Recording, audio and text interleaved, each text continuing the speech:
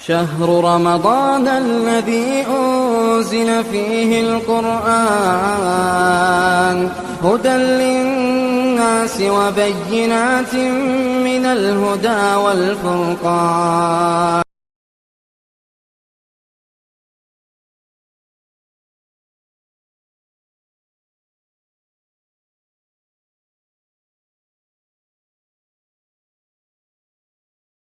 الحمد لله رب العالمين والصلاة والسلام على خاتم الأنبياء والمرسلين وعلى آله وصحبه ومن تبعهم بإحسان إلى يوم الدين أما بعد. اللہ تعالیٰ کا فضل و کرم ہے کہ یہ برکت والے دن اور برکت والی راتیں ہمارے ساتھ ہیں.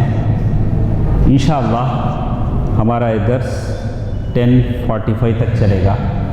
اگر کسی کو ضروری کام ہے تو جا سکتے ہیں، خواتین اور مرد، اس لیے کہ قرآن سننے، تفسیر جاننے کی خواہش جن لوگوں کو ہے ان کے لیے، جو جانے والے ہیں ان کے لیے ہم ان کو محروم نہیں کر سکتے.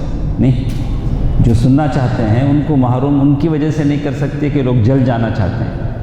جو جانا چاہتے ہیں چلے جائیں، جو بیٹھنا چاہتے ہیں، محبین قرآن ہیں، قرآن کی آیتوں کی تفسیر سننا چاہتے ہیں، وہ ہمارے ساتھ بیٹھے رہیں.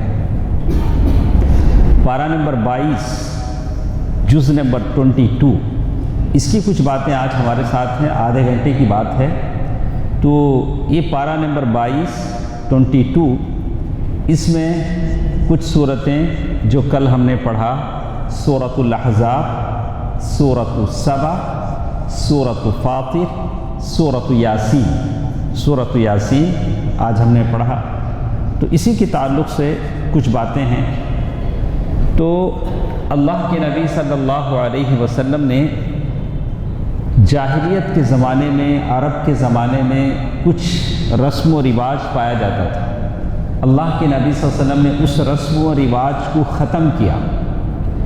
ان رسم و رواج میں لے پالک بیٹے کی رسم تھی. لے پالک بیٹا بولے تو ایڈاپٹ، کسی بچے کو کیا کر لینا؟ ایڈاپٹ کر لینا. تو عرب کے زمانے میں اگر کوئی آدمی کسی بچے کو ایڈاپٹ کر لیتا تو اس کا سگا بیٹا جیسا ہوتا تھا ویسا وہ بچہ ہوتا تھا. لیکن اسلام آنے کے بعد کیا ہوا؟ اسلام میں حجاب، تو سگے بیٹے سے حجاب نہیں، لیکن جو بچہ ایڈاپٹ کر لیتے ہیں اس سے کیا ہو جائے گا؟ حجاب کا پرابلم آ جائے گا. اسی طرح یہ فرسٹ پرابلم. دوسرا انہیریٹنس، جائیداد کا بٹوارا. سگے بیٹے کو تو سب دیتے، لے پالک بیٹے کو اسلام میں نہیں. تو اس طرح سے اسلام کی اصول و قوانین، اسلام کے اصول رولز اس سے ٹکرانے لگے. کس سے؟ ایڈاپٹ چلڈرن، اس سے یہ ساری چیزیں ٹکرانے لگیں. تو اللہ تعالیٰ نے اس رسم کو ختم کر دیا. سمجھ میں آئی بات؟ اللہ تعالیٰ نے کہا کہ بچہ اسی کا ہوتا ہے جس کے بستر پر وہ پیدا ہوتا ہے. الولد للفراش، بچہ بستر والے کا ہوتا ہے. بستر کس کا؟ باپ. تو بھلے تو یہاں یہ بات تھی کہ اللہ کے نبی صلی اللہ علیہ وسلم کے گھر میں ایک نوکر تھے، ڈومیسٹک، جو گھر کے خادم تھے، وہ زید بن حارثہ رضی اللہ عنہ. ان کے بیٹے اسامہ بن زید. تو زید بن حارثہ رضی اللہ تعالی عنہ، ان کو اتنی محبت اللہ کے نبی صلی اللہ علیہ وسلم کرتے تھے، لوگ ان کو کہتے تھے زید بن محمد. زید بن حارثہ کس کے بیٹے ہیں؟ کس کے بیٹے ہیں؟ اللہ کے نبی کے بیٹے. ایسا مشہور ہو گیا تھا لوگوں میں. تو اتنا قریب اللہ کے نبی صلی اللہ علیہ وسلم کو لگا کہ لوگ کہتے تھے کہ اللہ کے نبی صلی اللہ علیہ وسلم کے بیٹے زید ہیں. تو اللہ تعالیٰ نے اس نظام کو ختم کیا اور اللہ تبارک و تعالیٰ نے کہا کہ اس سسٹم کو ختم ہونا چاہیے. تو تھوڑے سسٹم ایسے ہیں جو زبان سے بولنے سے ختم ہو جاتے ہیں، لیکن کچھ سسٹم کو کر کے بتانا پڑتا ہے جب ہی ختم ہوتے ہیں. جیسے لوگ اللہ کے نبی صلی اللہ علیہ وسلم کے جو خادم تھے زید بن حارثہ، ان کو کہتے تھے کہ یہ اللہ کے نبی کے بیٹے ہیں۔ تو اللہ کے نبی صلی اللہ علیہ وسلم نے ان کا نکاح اللہ کے نبی صلی اللہ علیہ وسلم کی پھوپھی کی بیٹی سے کیا، جو زینب بنت جحش زینب بنت جحش قریش کی مشہور خاتون تھی، اللہ کے نبی صلی اللہ علیہ وسلم کی پھوپھی کی بیٹی تھی، اور زید بن حارثہ یمن سے کسی جگہ سے آئے تھے، مکے میں لا کر بیچے گئے تھے، غلام تھے۔ تو دونوں کی شادی کے بعد ان بیلنس ہو گیا۔ کیوں ہوا؟ اب زینب بنت جحش کہنے لگی کہ میں بڑے خاندان کی، تمہیں غلام مکے میں آ کے بوجھے، تو زندگی میں کیا ہو گئی، بات بات پر کچھ نہیں بنتی تھی، بات نہیں بنتی تھی، تو انہوں نے ان کو طلاق دی۔ زینب بنت جحش نے خود انہوں نے چھٹکارا حاصل کرنا چاہا، اور بات یہاں تک ہوئی کہ طلاق کی نوبت آ گئی۔ اب اگر ایک طریقے سے دیکھے جائیں تو عرب کے رواج کے مطابق زینب بنت جحش اللہ کے نبی صلی اللہ علیہ وسلم کو کیا ہوتی تھی؟ بہو۔ کیا ہوتی تھی؟ بیٹے کی بیوی کیا ہوں گی؟ بہو۔ اللہ کے نبی صلی اللہ علیہ وسلم سسر ہوتے تھے۔ اب اللہ تبارک و تعالیٰ کا یہ منشا تھا کہ اللہ کے نبی صلی اللہ علیہ وسلم اس عورت سے شادی کریں، تو اس لیے شادی کریں۔ اب اللہ کے نبی صلی اللہ علیہ وسلم دل میں بات کو چھپا رہے تھے کہ پتہ نہیں منافق کیا بولیں گے، ارے بہو سے شادی کر لی اللہ کے رسول۔ تو اللہ تعالیٰ نے پہلے اس بات کو ختم کیا کہ لے پالک بیٹا بیٹے کا مقام حاصل نہیں کر سکتا، بیٹا اسی کا ہوتا ہے جو باپ نے اسے پیدا کیا۔ تو پہلے اللہ تعالیٰ نے اس حیثیت کو ختم کر دیا۔ جب وہ حیثیت ختم ہوئی تو بہو اور سسر کی حیثیت بھی کلاپس ہو گئی، ختم ہو گئی۔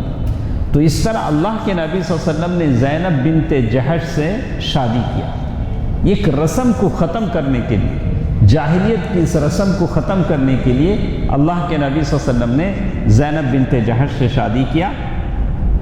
تو اسی کا ذکر اللہ تبارک و تعالیٰ نے ان آیتوں میں کیا ہے، کہا وَإِذْ تَقُولُ لِلَّذِي أَنْعَمَ اللَّهُ عَلَيْهِ وَأَنْعَمْتَ عَلَيْهِ أَمْسِكْ عَلَيْكَ زَوْجَكَ واتق اللہ وتخفی فی نفسک ما اللہ مبدیہ وتخشى الناس۔ اللہ تعالیٰ اللہ کے نبی کو کہہ رہے ہیں آپ لوگوں سے مت ڈریے، اللہ سے ڈریے اور آپ آگے بڑھیے۔ تو اللہ کے نبی صلی اللہ علیہ وسلم نے زینب بنت جحش سے کیا کر لیا؟ شادی کر لیا۔ تو اس طرح سے یہ سسٹم جو تھا وہاں ختم ہو گیا۔ اس کے بعد ایک اور چیز جو یہاں ختم کی گئی، مہاجر لوگ مائیگریٹ ہو کے مکے سے جب مدینہ آئے، مدینہ آنے کے بعد اللہ کے نبی صلی اللہ علیہ وسلم نے یہ گھر میں سارے لوگوں کو جمع کیا، ادھر مدینے والے، ادھر مکے سے جو لوگ آئے ان کو ایک ایک آدمی کو بلاتے، ادھر سے ایک آدمی کو بلا کے بولتے دیکھو آج سے تمہیں دونوں بھائیاں، تو ان کے درمیان انہیریٹنس بھی ہوتا، انہوں مر گئے تو ان کی جائیداد ان کو ملتی، انہوں مر گئے تو ان کی جائیداد۔ تو بردرہڈ، اسلامی مواخات اللہ کے نبی صلی اللہ علیہ وسلم نے کرائی۔ تو جیسے اس کی ایک مثال ہم آپ کو دیتے ہیں، عبد الرحمن ابن عوف رضی اللہ عنہ، یہ مکے سے ہجرت کر کے آئے۔ سعد بن الربیع مدینے والے اللہ کے نبی صلی اللہ علیہ وسلم دونوں کو بلا کے بولے دیکھو عبد الرحمن تمہیں بھی انہوں بھایا اس لیے کہ مدینے میں ان کا کون بھی نہیں، اب تمہیں ان کو سپورٹ کرنا۔ تو سعد بن الربیع بولے دیکھو عبد الرحمن میرے 4 بیویاں ہیں، تمہیں دیکھ لو تم نہ کون عورت پسند ہے کہ میں طلاق دے دوں، عدت کے بعد تمہیں شادی کر، میرے اتنے گھراں ہیں یہ گھر تمہیں لے لو، میرے اتنے باغیچے ہیں تمہیں کیا ہونا لے لو۔ دیکھو کتنا اثر ہے۔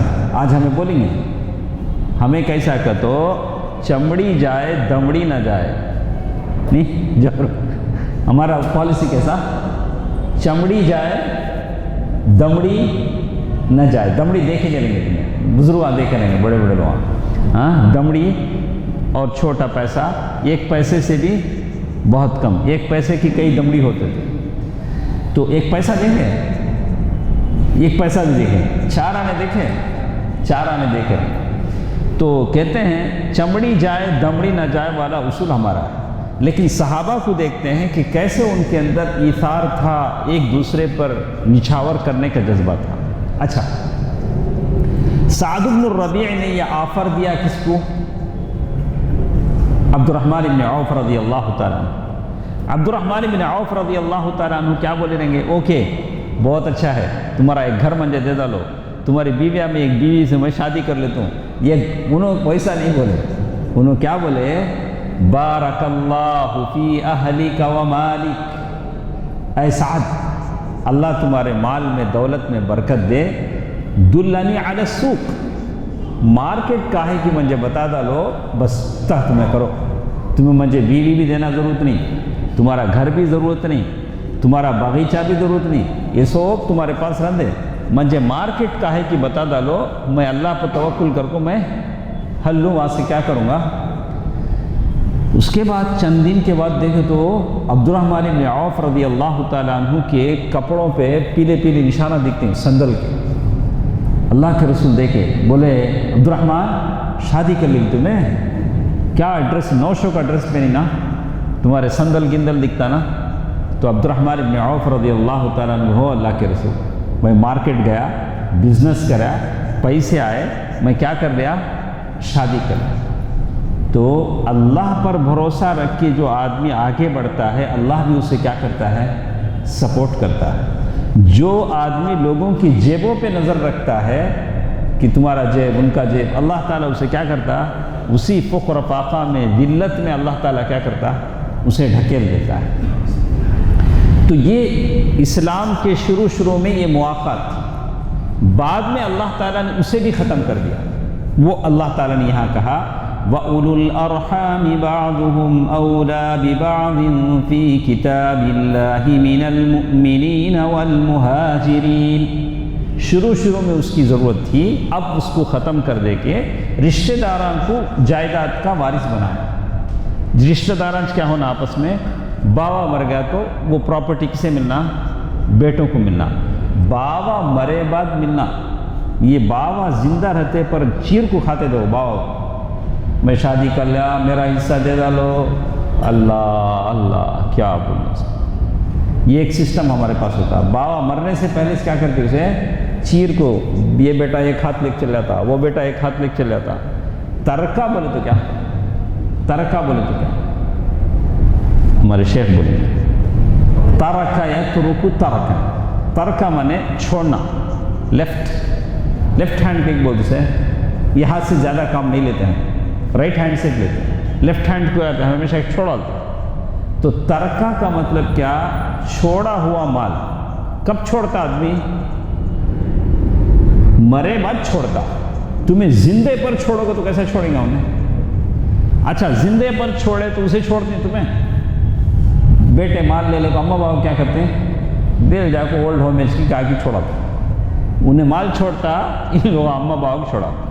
اچھا اس کے بعد اور ایک اس میں اچھا اصول کیا کرتے ہیں معلوم، اب 4 بھائی گھر میں ہیں، گھر ذرا تنگ ہو جاتا، اس کے بعد ایک بھائی ادھر جاتا، ایک بھائی ادھر، بڑا بھائی گھر میں رہتا، اس کے بعد ارے وہ گھر بیچ کو دے رہے باغ، میں کہاں جانا، گھر بیچ رہا تھا، نہیں دیکھیں گے، وہ دیکھتے دیکھتے یہ کون 2 دن چل جاتے، سو کون کب جاتا معلوم۔ باپ کا انتقال ہوتے ہی فوراً کیا کرنا، پراپرٹی کیا کرنا، لوگوں میں بانٹ دینا، اس سے دشمنی پنپتی نہیں۔ اللہ تعالیٰ نے کہا وَأُولُو الْأَرْحَامِ بَعْضُهُمْ أَوْلَىٰ بِبَعْضٍ، جو اس لیے کہ یہ اللہ کا حکم ہے، جیسے ہی باپ کا انتقال ہوا اس کے نام پہ پراپرٹی ہے، بچے فوراً کیا کرنا اسے، ایک آدمی کا انتقال ہوتے ہی اس کی پراپرٹی میں سے پہلے اس کا قرض ادا کرنا، اس کے بعد اس کا وصیت پورا کرنا۔ انہوں کہتے ہیں وصیت کریں، حفیظہ مسجد کو 4 لاکھ روپے دے ڈالو، پراپرٹی میں سے کیا کرنا، فرسٹ کیا کرنا، وصیت پورا کرنا، یہ کون، بچے کرنا۔ اس کے بعد بچے تو بچے بانٹ لینا، اس میں پہلے قرض، باپ کا جو قرض ہے اسے ادا کرنا، دوسرا وصیت کا نفاذ. وصیت بولے تو مرتے مرتے کچھ بھی کر کے بولیں گے فلاں مدرسے کو دے ڈالو, حفیظیہ مسجد کو دے ڈالو, یہ کلیپا میں فلاں بچے کو پال لیا تھا, اسے جائیداد میں حصہ نہیں بنے گا, اسے دے ڈالو, اسے پورا کر لو. اس کے بعد اللہ تعالیٰ نے اللہ کے نبی صلی اللہ علیہ وسلم کی بیویوں کا مقام و مرتبہ بتلایا. اللہ کے نبی صلی اللہ علیہ وسلم کی بیویاں بہت بلند ہیں. اللہ تعالیٰ نے کہا النبی اولیٰ بالمؤمنین من انفسہم وازواجہ امہاتہم.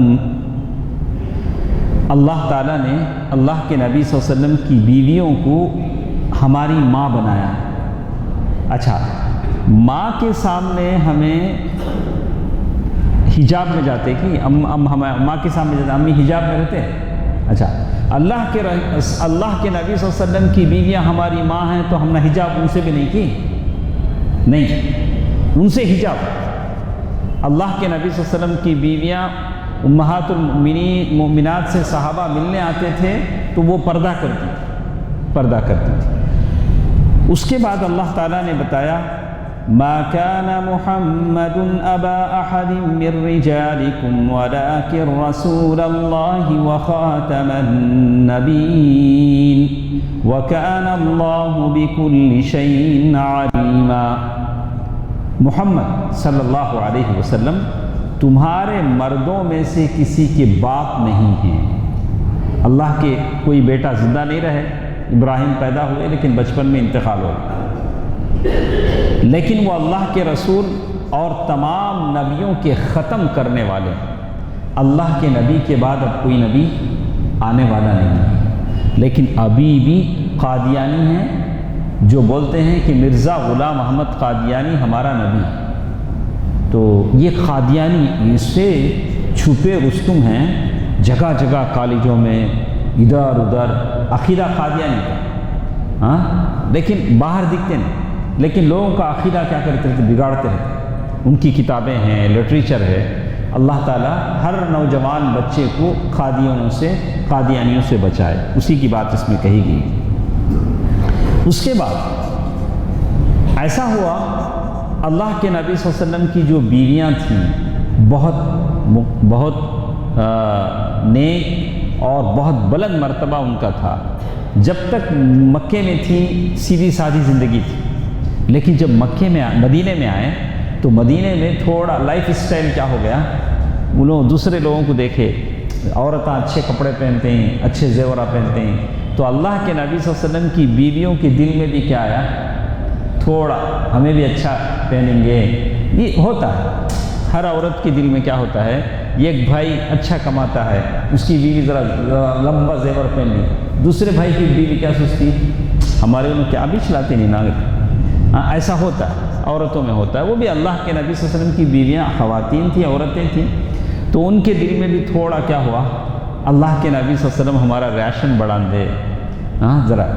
تو اللہ کے نبی صلی اللہ علیہ وسلم نے سارے عورتوں کو بلا کر نصیحت کی. دیکھو کیا نصیحت, یا ایھا النبی قل لازواجک, اے نبی تمہارے بیویوں سے بولو, ان کنتن تردن الحیات الدنیا, اگر تم لوگ دنیا کی زندگی چاہتے ہو.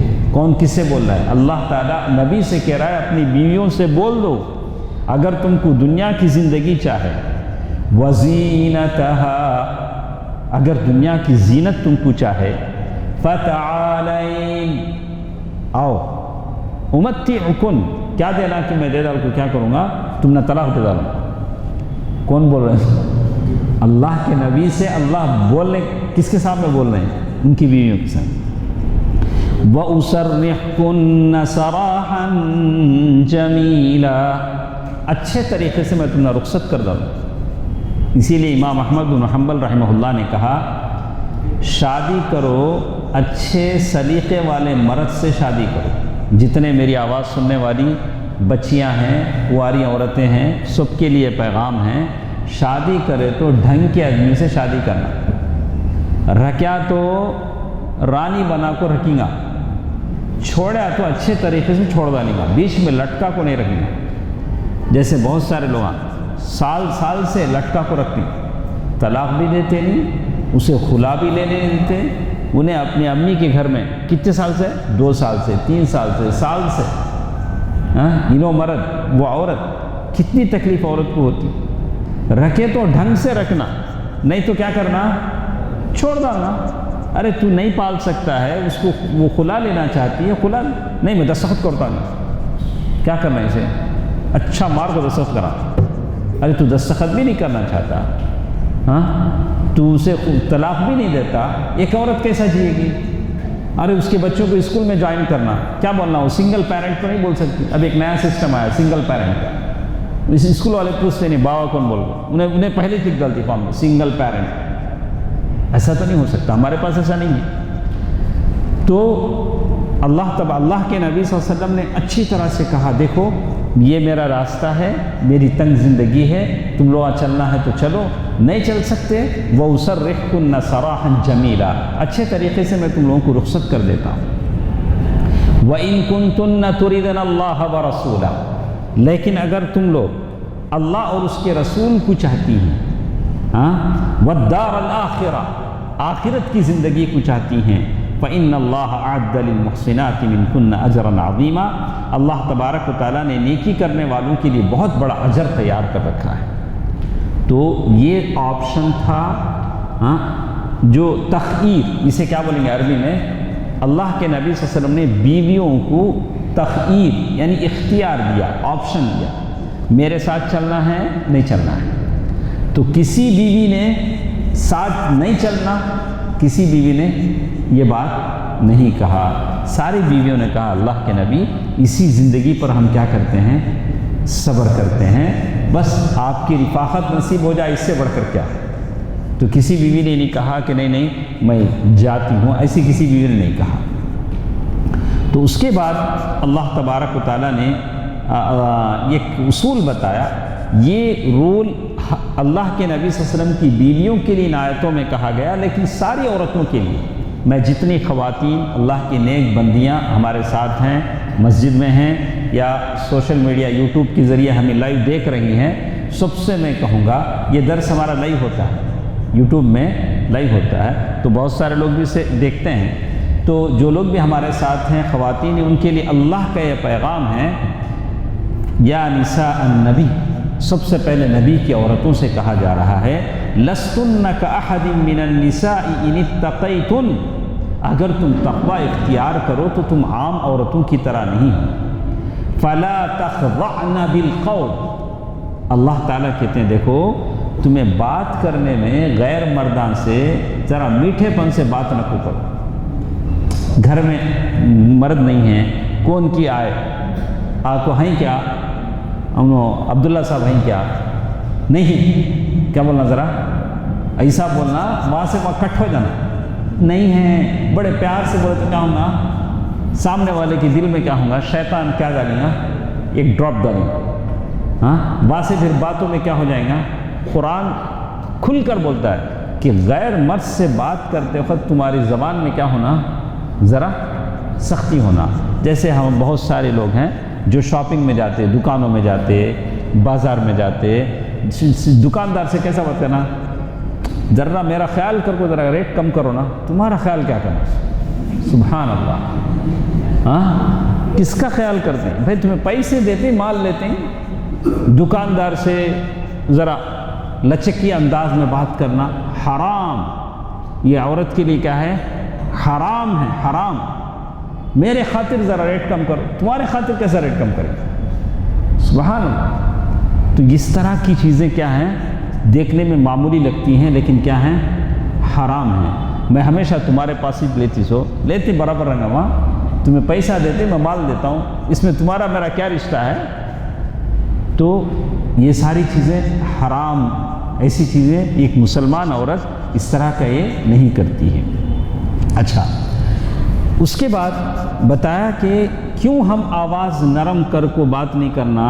اللہ تعالیٰ نے کہا فَيَطْمَعَ الَّذِي فِي قَلْبِهِ مَرَضٌ، جس کے دل میں بیماری ہے انہیں کیا تو بھی امید لگا لیں گا، انہیں کیا کریں گا، اسے نئی سو امیدیں پیدا ہو جائیں گی دل میں، ویسا سب بھی کرو نا۔ اس لیے کہ عورت کی بات اس کی خوبصورتی، اس کی لچک کس کے لیے ہے؟ اس کے مرد کے لیے، اس کے شوہر کے لیے۔ اس کے بعد اللہ تعالیٰ نے کہا وَقَرْنَ فِي بُيُوتِكُنَّ وَلَا تَبَرَّجْنَ تَبَرُّجَ الْجَاهِلِيَّةِ الْأُولَى وَقَرْنَ فِي بُيُوتِكُنَّ، اے عورتو تمہیں تمہارے گھر میں جاؤ۔ کیا بولتا اللہ تعالیٰ؟ بلا ضرورت باہر نکلو نہ، ذرا لوگا نہیں، چپ کے تو بھی باہر نکلیں گے، کیا بھی ضرورت نہیں رہنا، چپ کے ہوں ڈوٹن پھر لے کو سرونا جا کو ہوں جا کو، ہاں وہ پورا وہ کیا وہ شادی میں رہنا ہو ڈوٹن کے روڈ میں، وہاں تک ہوں جا کے صحیح راؤنڈ مار لے، ضرورت نہیں۔ وَقَرْنَ فِي بُيُوتِكُنَّ، قرآن کیا بولتا ہے؟ ہاں ضرورت ہے، کسی ڈاکٹر کے پاس جانا ہے، خریداری کرنا ہے، عورت جا سکتی ہے، اجازت ہے، لیکن ضرورت پر جا سکتی ہے۔ انہوں بازو والے جانے کو تھے، ان کے ساتھ گئی، ضروری نہیں، بازو والے اپنی ضرورت سے جائیں گے، تمہیں اپنی ضرورت سے جاؤ۔ وَقَرْنَ فِي بُيُوتِكُنَّ وَلَا تَبَرُّجْنَ تَبَرُّجَ الْجَاهِلِيَّةِ الْأُولَى، اور پہلی جاہلیت کی زینت ظاہر کرنے کی طرح زینت ظاہر نہ کرو۔ جاہلیت کے زمانے میں عورتیں ویسی جاتی تھی۔ بنی اسرائیل میں سب سے پہلے فتنہ کیسا شروع ہوا معلوم؟ ایک لیڈی سے شروع ہوا۔ انہوں کیا کرے گا تو ذرا اونچے چپل پہن لے کو، ذرا اتر گتر بھر لے کو نکلے، ان کو دیکھتے ہی وہاں سے شروع ہوا۔ اول فتنۃ بنی اسرائیل، اسرائیل کا سب سے بڑا فتنہ کس سے شروع ہوا؟ عورت سے۔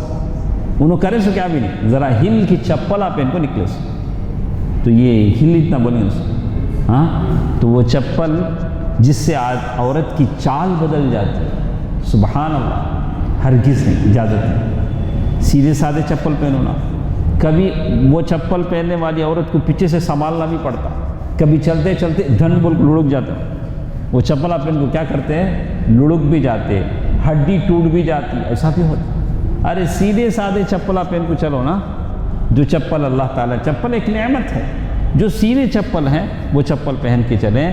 اور بنی اسرائیل کی اس عورت کے بارے میں جو سب سے پہلے فتنے اسی کے بارے میں آتا ہے کہ اس نے اونچے چپل پہنے، ہاں گڈی تھی وہ، لیکن اونچی دکھنے کے لیے کیا کریں، چپل اونچے پہنے۔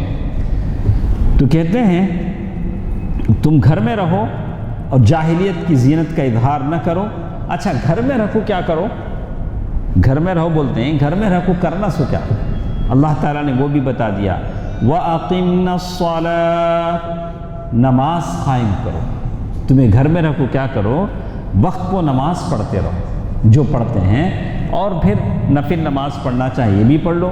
وَأَقِمْنَا الصَّلَاةَ، اور کیا کرو؟ وَآتِينَا الزَّكَاةَ، اور زکوٰۃ دو۔ تمہارے زیوراں ہی زکوٰۃ تم نہ دینا، تمہیں احساس کرو کہ تمہارے زیوروں کی زکوٰۃ ادا ہوگی کہ نہیں، یہ اللہ کا حکم ہے، شریعت کا حکم ہے۔ وَآتِينَا الزَّكَاةَ، زکوٰۃ ادا کرو۔ اور ساتھ ساتھ کہا وَأَطِعْنَا اللَّهَ وَرَسُولَهُ، اللہ اور اس کے رسول کا حکم مانو۔ انما يريد الله ليذهب عنكم الرجس اهل البيت ويطهركم تطهيرا، یہ حکم اللہ کے نبی کی بیویوں کے لیے ہے خصوصاً، لیکن عام طور سے ساری مؤمنات کے لیے ہے۔ اس کے بعد ایسا ہوا، اللہ کے نبی صلی اللہ علیہ وسلم نے جب زینب بنت جحش رضی اللہ تعالی عنہ سے شادی کی، ولیمہ کیا، تو تھوڑے لوگ کو بیٹھ گئے گھر میں، ابھی کھانا پک کو اترا نہیں، بیٹھ کو کھا لے کو چل جانا نہیں، باتیں کرتے بیٹھ گئے۔ اللہ کے نبی کو تکلیف ہوئی، کسی کے گھر میں ہمیں گئے، دیکھنا احساس ہو جاتا گھر والا ہمارے بیٹھنے کو پسند کرتا ہے نہیں، سامنے والا دو باتوں کا جواب نہیں دیا تو ہمیں سمجھ جانا نہیں، جاؤ کو بولتے ہیں کیا کرنا، ادب سے اس کو کیا کرنا، اس سے پہلے کون جاؤ آپ کو ڈھکلنے سے پہلے ہمیں کیا کرنا، اٹھ کو باہر آ جانا۔ تو یہاں بھی ایسے ہی ہوا، تو اللہ تعالیٰ نے کہا یا ایھا الذین آمنوا لا تدخلوا بیوت النبی الا ان یؤذن لکم، اے مومنوں نبی کے گھر میں داخل نہ ہو جب تک کہ تمہیں اجازت نہ دی جائے، پرمیشن ہے، اجازت دی جائے تو داخل ہو سکتے ہو، بغیر پرمیشن کے کسی کے گھر میں ہم گھس نہیں سکتے۔ الی طعام غیر ناظرین اناہ، کھانے کی انتظار میں نہیں بیٹھو، ابھی کیا بھی پکا نہیں ہے، بیٹھ کو ہی انتظار میں، ویسا بھی نہیں۔ وَلَكِنْ إِذَا دُعِيتُمْ، لیکن جب تم کو بلایا جائے، فَادْخُلُوا، داخل ہو، فَإِذَا طَعِمْتُمْ، کھا لینے کے بعد کیا کرو، فَانْتَشِرُوا، وہاں سے کیا کرو، وہاں سے کیا کرو، نکل جاؤ۔ کھانا کھا لینے کے بعد کیا کرو، نکل جاؤ۔ وَلَا مُسْتَأْنِسِينَ لِحَدِيثٍ، اور باتاں میں لگ جاؤں، کھانا کھا لے بعد پان کھا لے کو، چائے پی لے کو، ابھی کیا تو بچا کیا دیکھ لے کو، باتاں۔ اس سے کیا ہوتا ہے، عورتوں کو بھی تکلیف ہے۔ گھر کی جو عورتیں ہیں، ایک تو پہلے ہر جگہ مرداں کھاتے، کھائے بعد اب عورت کب کھانا سو، ارے وہ عورت جس نے محنت کیا، گھر میں چھوٹے بچے رہیں گے، تمہیں کھا لے کو، کیا کرو، ادب سے وہاں سے نکل جاؤ۔ اللہ تعالیٰ نے دیکھی کیسی کیسی باتیں بتائیں، اور پھر کہتے ہیں وَإِذَا سَأَلْتُمُوهُنَّ مَتَاعًا فَاسْأَلُوهُنَّ مِنْ وَرَاءِ حِجَابٍ، کسی کے گھر گئے، کیا تو بھی چیز لینا ہے تمہنا، پردے کے پیچھے سے لو، چپ کے گھس جا کو، آپا بھابی آنٹی چپ کے لگاتے ہیں، یہ سب کتنا بھی لگاؤ، انہوں کون کی تمہیں کون کی، چپ کے رشتے لگا لے گھس جاتے ہیں، انہوں ہمارے کزن انہوں کزن، یہاں اسلامی اصول تار تار ہو جاتے ہیں۔ ارے اسلام کا ایک اصول ہے، اسلام نے جب بات بتائی ہے کہ کسی کے گھر جاؤ جو تمہارے لیے ان کا سامنے آنا جائز نہیں ہے، تو کیا کرو، تمہیں پردے کے پیچھے سے، وَإِذَا سَأَلْتُمُوهُنَّ مَتَاعًا فَاسْأَلُوهُنَّ مِنْ وَرَاءِ حِجَابٍ، پردے کے پیچھے سے بات کرو۔ ایسا کئی کو کرو، ذَلِكُمْ أَطْهَرُ لِقُلُوبِكُمْ وَقُلُوبِهِمْ، اس سے تمہارا دل بھی پاک رہے گا، ان کا دل بھی کیا رہے گا، پاک رہے گا، شیطان کو بیچ میں آنے جگہ نہیں ملے۔ تو یہ اصول دیکھیے کتنے اصول ہیں، آج اسی وجہ سے ہم لوگ، ہمارا خاندانی فیملی سسٹم، آئلی نظام تتر بتر ہے، اور بالکل بگاڑ فساد کا یہ بنا ہوا ہے کہ ان تمام باتوں کا ہم لحاظ نہیں کرتے ہیں۔ اس کے بعد اللہ تعالیٰ نے پردے کا حکم دیا، حجاب کا حکم دیا، اور آج اسی سے ہم پریشان ہیں۔ لوگ چاہتے ہیں کہ تم بھی ہماری طرح ننگے ہو جاؤ جیسے ہم ننگے، یہ ساری چیزیں چھوڑ دو، اپنی زینت بتاؤ، پھرو گھومو پھرو، یہ ہم نہیں کر سکتے۔ ہماری شریعت ہماری عورتوں سے کہتی ہے کہ وہ پردہ کریں۔ اس کے بعد اللہ تبارک و تعالیٰ نے ایک بات بتائی، اس بات کو لے کر ہم ختم کر لیتے ہیں۔ اللہ کے نبی صلی اللہ علیہ وسلم پر درود و سلام، یہ بہت بڑی چیز ہے۔ علماء نے بڑی بڑی کتابیں لکھی، اللہ کے نبی صلی اللہ علیہ وسلم پر درود بھیجنے کا اتنا بڑا فائدہ ہے۔ حالانکہ درود ہم لوگ زیادہ پڑھتے ہیں، دوسرے لوگ ہم کو بولتے ہیں ارے مر گیا، انہیں کیا کہ مر گیا، نہ فاتحہ کیا کیا بولتے، نہیں میں نہیں بول سکتا، لیکن ضرور زیادہ ہم کون پڑھتے ہیں، ہم لوگ پڑھتے ہیں، اس لیے کہ ہم کو معلوم ہے اللہ تعالیٰ کا حکم ہے، ان اللہ وملائکتہ یصلون علی النبی یا ایہا الذین آمنوا صلوا علیہ وسلموا تسلیما، اللہم صل علی محمد وعلى آل محمد كما صليت على إبراهيم وعلى آل إبراهيم إنك حميد مجيد، اللهم بارك على محمد وعلى آل محمد كما باركت على إبراهيم وعلى آل إبراهيم إنك حميد مجيد۔ ایک بار درود پڑھ لینے میں اس کا فائدہ کیا ہوگا، من صلى علی واحدۃ، جس نے ایک مرتبہ مجھ پر درود پڑھا، صلی اللہ علیہ عشرہ، اللہ نے 10 رحمتیں اس پر نازل کی۔ سبحان اللہ۔ میرا تجربہ ہے، آپ بھی تجربہ کر کے دیکھیں، درود زیادہ پڑھو تو مختلف زندگی کے پرابلم سالو ہو جاتے ہیں۔ تم نہ کون سا زندگی کا مشکل رہے گا، درود پڑھو، زیادہ پڑھو، اس احساس کے ساتھ پڑھو کہ میرے نبی نے دین کے لیے محنتیں کی ہیں، سر زخمی کروایا، دانت شہید ہوئے، اور آپ کو ایسے القاب سے نوازا گیا، آپ کی بیٹیوں کو صرف دین کی وجہ سے طلاق دے دی گئی، اتنی تکلیفیں، کتنا دکھ نبی نے اٹھایا، مکے کو چھوڑا، مدینے کی طرف ہجرت کی، جنگوں میں گئے، میرے نبی کی کتنے احسانات ہیں۔ اس احساس کے ساتھ آپ درود پڑھیں تو یقیناً اللہ اس کا اجر آپ کو دے گا۔ من صلی علی واحدۃ صلی اللہ علیہ عشرہ۔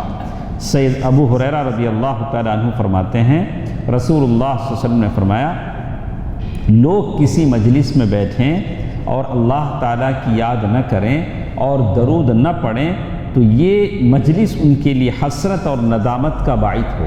جس مجلس میں بیٹھیں ضرور درود و سلام پڑھیں۔ یہاں ایک چیز میں آپ کو بتا دینا چاہتا ہوں، اس آیت کریمہ سے مفسرین نے تو یہ بیان کیا ہے کہ نماز 4 رکعت کی نماز میں ہم کتنے تشہد پڑھتے ہیں؟ 2۔ تو پہلے تشہد میں درود پڑھنا نہیں پڑھنا؟ پڑھنا۔ تو کچھ لوگ بولتے ہیں پڑھنے کی ضرورت نہیں ہوتی، پڑھنے میں کیا بھی حرج ہے؟ پہلے تشہد میں بھی آپ کیا کریں گے؟ درود پڑھیں گے۔ تو اسی سے ثابت ہے۔ بہرحال بہت ساری باتیں ہمارے ساتھ ہیں، اسی پر ہم بس کرتے ہیں، چونکہ کل ہمارے پاس تاخرات ہے، بہت زیادہ بھی وقت ہے، تو انشاءاللہ سورۃ سبا اور باقی باتیں انشاءاللہ کل 1 گھنٹے کا تو ہمارا درس رہے گا، تو انشاءاللہ کل ہم لے لیتے ہیں۔ اللہ تبارک و تعالی جتنے ہمارے ساتھ ہیں سب کو اللہ تعالیٰ اپنی رحمتیں، خیرات، برکات، عنایتیں اللہ تعالیٰ عطا فرمائے، آمین۔ والسلام علیکم ورحمۃ اللہ وبرکاتہ۔